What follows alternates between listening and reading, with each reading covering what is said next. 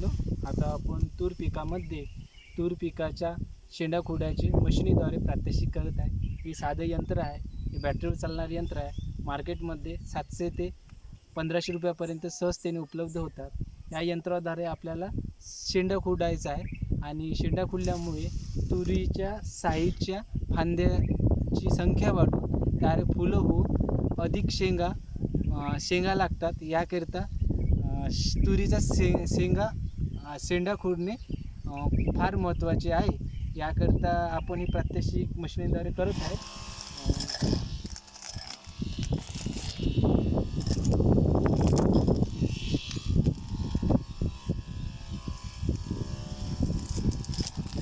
आपण पाहू शकतो की सहजतेने शेंडा यंत्र असल्यामुळे सहजतेने शेंडा हे खुडत आहे। यामध्ये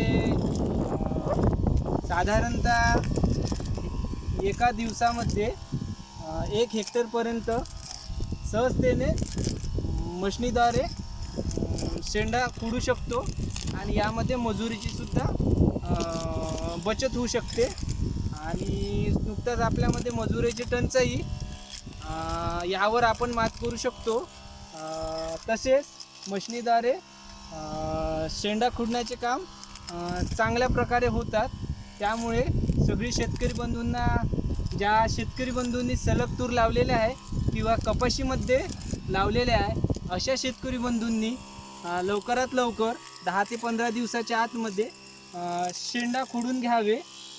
शेंडा खुडल्यानंतर पाणी जर असल्यास एक मॅन्कोजेबची फवारणी त्यावर करणे आवश्यक आहे।